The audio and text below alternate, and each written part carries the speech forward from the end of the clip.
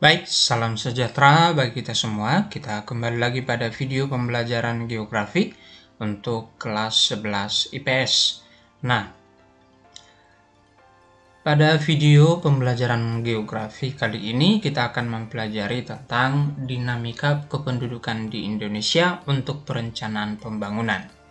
Nah, materi yang akan kita bahas adalah bagian 3 ya, kualitas penduduk dan indeks pembangunan manusia.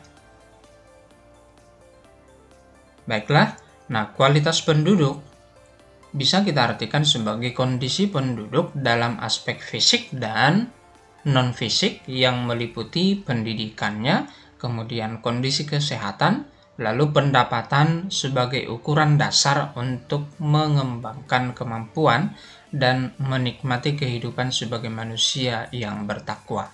Nah, jadi dalam hal ini ada 3 aspek yang biasanya digunakan untuk mengkaji kualitas penduduk. Yang pertama adalah aspek pendidikan, yang kedua kesehatan, dan yang ketiga adalah pendapatan. Ketiga aspek inilah sekali lagi yang paling sering digunakan untuk mengkaji apakah kualitas penduduk itu tinggi, sedang, atau rendah ya. Kita bahas satu persatu aspeknya. Yang pertama adalah pendidikan. Pendidikan ini umumnya menggambarkan kemampuan masyarakat atau penduduk dalam menguasai perkembangan ilmu pengetahuan dan teknologi. Nah, secara umum, tingkat pendidikan di Indonesia masih tergolong rendah. Hal ini dipengaruhi oleh beberapa alasan. Yang pertama adalah kurangnya kesadaran penduduk akan pentingnya pendidikan, sehingga penduduk masih kurang semangat untuk meningkatkan pendidikannya atau untuk mencapai pendidikan lebih tinggi. Lalu yang kedua, rendahnya penerimaan pendapatan per kapita yang nantinya dialokasikan untuk bantuan pendidikan. Jadi ketika pendapatan per kapita rendah, maka bantuan yang bisa disisihkan untuk pendidikan juga sudah pasti terbatas atau sedikit ya. Lalu kurang memadainya sarana dan prasarana pendidikan. Gedung-gedung sekolah, kemudian alat-alat yang dibutuhkan oleh siswa di sekolah itu masih terbatas ya. Kemudian gedung-gedung sekolah itu terutama di pedesaan masih terbatas ya. Lalu keterbatasan anggaran dan kemampuan pemerintah dalam mengusahakan program pendidikan yang terjangkau masyarakat. Ini juga sebagai akibat dari pendapatan negara yang masih terbatas ataupun rendah juga ya. Sehingga memang anggaran untuk pendidikan juga masih terbatas atau rendah. Lalu langkah apa yang bisa diambil oleh pemerintah dalam memajukan pendidikan di Indonesia? Yang pertama bisa dilakukan dengan cara membangun sekolah-sekolah hingga ke pedesaan atau ke daerah yang terpencil, sehingga memang gedung-gedung sekolah bisa semakin tersebar merata ya. Baik yang di pedesaan atau di daerah terpencil diharapkan bisa mampu menikmati sekolah begitu ya, dengan ketersediaan gedung-gedung sekolah. Lalu cara lain adalah menambah jumlah dan kualitas guru ya. Dengan cara apa? Memberikan pelatihan gitu ya. Lalu mencanangkan program wajib belajar bagi siswa. Termasuklah juga mencanangkan gerakan nasional orang tua asuh, di mana orang tua asuh ini nanti akan sangat berguna untuk membantu si anak terutama dalam pembimbingan dan pembiayaan sekolahnya. Lalu yang berikutnya adalah memberikan beasiswa kepada murid yang kurang mampu dalam ekonomi tetapi mampu dalam hal pengetahuan begitu ya, terutama itu yang lebih penting untuk dibantu ya. Jadi ada seseorang yang kemampuannya bisa mengikuti pembelajaran di sekolah tetapi karena keterbatasan biaya sehingga tidak bisa lanjutkan, maka ini yang biasanya paling penting untuk dibantu ya melalui beasiswa yang disediakan oleh pemerintah. Nah, hal inilah yang bisa dilakukan untuk memajukan atau meningkatkan tingkat pendidikan di Indonesia.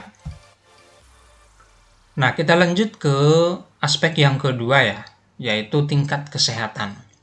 Nah, tingkat kesehatan ini, apakah masyarakat memiliki kondisi kesehatan yang baik atau kurang, atau sedang, itu bisa kita amati melalui kondisi angka harapan hidup dan tingkat kematian bayi.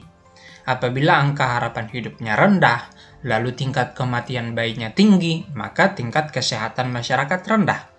Apabila angka harapan hidupnya tinggi, kemudian tingkat kematian bayi rendah, hanya sedikit misalkan tingkat kematian bayinya, maka ini menunjukkan kesehatan masyarakat baik atau tinggi ya. Coba kita bahas tentang angka kematian bayi atau tingkat kematian bayi ya. Nah, tingkat kematian bayi ini bisa kita artikan sebagai banyaknya bayi yang meninggal ya sebelum mencapai usia 1 tahun.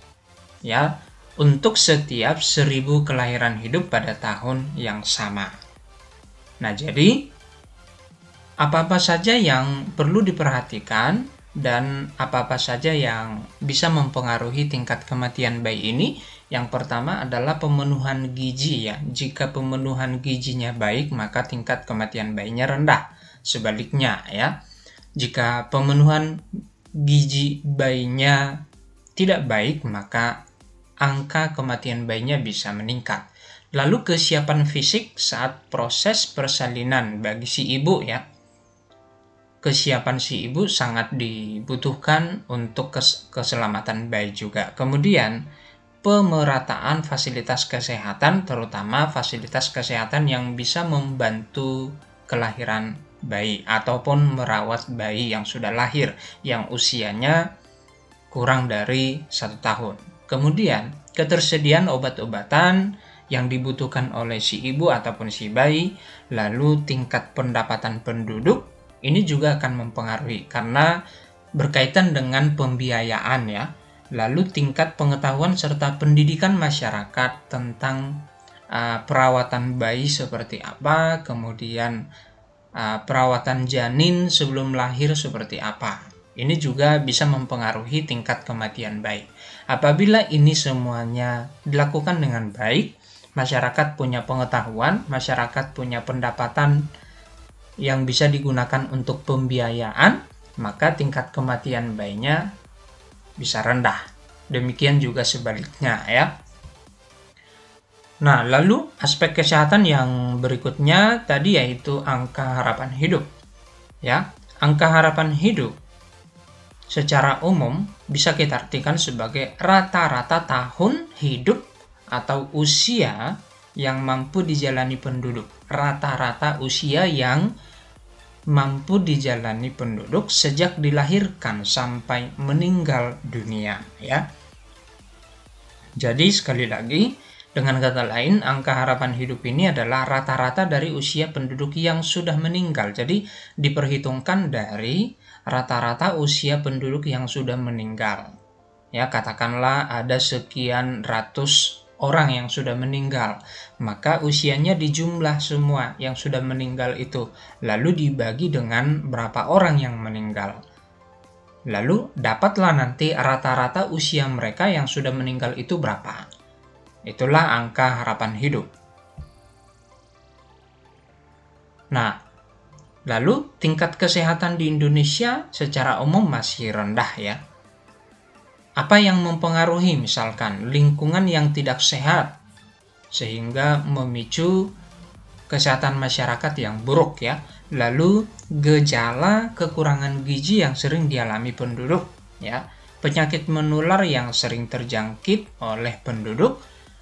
Kemudian masih rendahnya kesadaran masyarakat akan pentingnya kesehatan, akan pentingnya membiasakan pola hidup sehat gitu ya. Sehingga ini semuanya menyebabkan kondisi kesehatan di Indonesia rendah ataupun buruk yang berakibat pada tingkat kematian yang tinggi ya.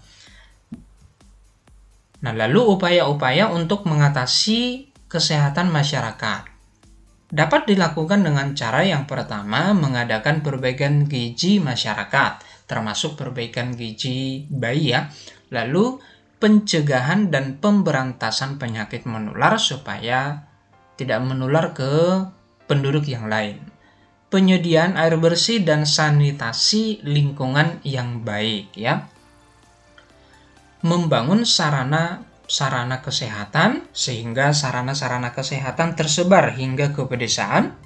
Masyarakat desa juga bisa menikmatinya misalkan, sehingga ketika terserang penyakit bisa diselamatkan oleh sarana kesehatan tadi. Lalu mengadakan program pengadaan dan pengawasan obat dan makanan, sehingga memang obat dan makanan yang beredar pada masyarakat adalah obat dan makanan yang layak konsumsi ya, layak konsumsi, tidak mengakibatkan efek samping yang terlalu berat ya. Lalu mengadakan penyuluhan tentang kesehatan gizi, pentingnya kesehatan gizi ya, dan pentingnya kebersihan lingkungan, penyuluhan tentang pentingnya pola hidup sehat dan lain sebagainya. Dengan demikian, ketika ini bisa dilakukan dengan maksimal, maka kondisi kesehatan akan semakin baik, yang bisa berakibat pada tingkat kematian yang semakin menurun atau rendah. Nah, lalu aspek yang berikutnya adalah tingkat pendapatan ya. Aspek ketiga dari kualitas penduduk, tingkat pendapatan. Nah, secara umum pendapatan ini dikaji melalui pendapatan per kapita atau pendapatan rata-rata penduduk. Pendapatan per kapita ini ditentukan dari pendapatan nasional bruto ataupun gross national product dibagi dengan jumlah penduduk, sehingga dapatlah dia setiap orang kira-kira pendapatannya berapa. Pendapatan per kapita artinya pendapatan per orang atau pendapatan rata-rata penduduk ya. Di Indonesia pada tahun 2017 pendapatan per kapitanya itu mencapai 51 jutaan ya, atau 3.800-an US dollar ya. 2018 mencapai 56 jutaan, lalu 2019 mencapai 59 juta ya. Sekali lagi, pendapatan per kapita ini diambil dari pendapatan nasional bruto bagi jumlah penduduk ya. Berapa total gross national product lalu dibagi dengan total jumlah penduduk. Total penduduk ya. Dapatlah dia pendapatan per kapita, pendapatan rata-rata penduduk. Nah, kualitas penduduk dari segi pendapatan di Indonesia itu masih tergolong rendah. Nah, hal ini dipengaruhi oleh beberapa hal. Yang pertama adalah sumber daya alam yang ada belum sepenuhnya dikelola dan dimanfaatkan untuk kesejahteraan rakyat. Intinya, sumber daya alam yang dimiliki di Indonesia meskipun sifatnya melimpah, tetapi belum mampu dikelola dengan efektif dan efisien ya. Lalu jumlah penduduk yang sangat besar yang dialami oleh Indonesia serta pertumbuhan penduduk yang tinggi setiap tahunnya ini juga menjadi alasan mengapa tingkat pendapatan di Indonesia masih rendah. Sehingga dengan jumlah penduduk yang besar, pertumbuhan penduduk yang tinggi mengakibatkan persaingan untuk mendapatkan pekerjaan juga tergolong tinggi ya, sehingga memang tingkat pengangguran tinggi di Indonesia. Persaingannya tinggi ya, karena banyak orang yang membutuhkan pekerjaan sementara lapangan kerja terbatas. Gitu ya. Lalu sumber-sumber kekayaan negara masih banyak yang dikelola oleh pihak asing. Dengan kata lain, sumber daya alam yang ada di Indonesia itu Indonesia belum mampu mengelolanya, melainkan harus bergantung pada negara lain. Sehingga memang negara lain yang lebih diuntungkan ya. Nah, inilah yang menjadi penyebab mengapa tingkat pendapatan di Indonesia masih tergolong rendah. Terutama karena pertumbuhan penduduknya tinggi, jumlah penduduknya yang banyak mengakibatkan persaingan mendapatkan pekerjaan tinggi ya. Lalu penguasaan ilmu pengetahuan dan teknologi yang masih terbatas sehingga pengelolaan sumber daya alam masih juga belum maksimal ya. Nah, lalu bagaimana upaya untuk meningkatkan pendapatan masyarakat tadi? Yang pertama, menekan laju pertumbuhan penduduk sehingga persaingan untuk mendapatkan pekerjaan tadi semakin menurun ya. Lalu merangsang wisatawan ya, wisatawan domestik termasuklah juga dari luar negeri, mancanegara ya, untuk berkunjung ke Indonesia ya, sehingga ketika wisatawan ini nanti mengunjungi objek-objek wisata, dengan kata lain akan memberikan keuntungan bagi wisata Indonesia, ya, akan meningkatkan pendapatan dari sektor wisata, ya, lalu menggiatkan usaha kerajinan rumah tangga dan industri rumah tangga, ya, sehingga memang masyarakat mampu menghasilkan atau mampu meningkatkan pendapatannya dari usaha kerajinan tadi. Lalu bisa juga dilakukan dengan cara memperluas kesempatan kerja, ya. Bagaimana cara memperluas kesempatan kerja? Dengan cara menambah lapangan kerja, gitu. Bagaimana cara menambah lapangan kerja? Dengan cara menciptakan perusahaan-perusahaan yang baru, di mana perusahaan itu nanti akan menerima lowongan kerja. Nah, disinilah pentingnya investor-investor luar, ya, ditarik ke Indonesia, ya, untuk datang ke Indonesia, menanamkan modalnya di Indonesia, mendirikan perusahaannya di Indonesia, sehingga kesempatan kerja semakin meluas, lapangan kerja semakin bertambah. Ketika lapangan kerja semakin bertambah, maka kesempatan kerjanya akan semakin meluas, pengangguran akan semakin menurun, kemiskinan juga akan semakin menurun. Begitu ya.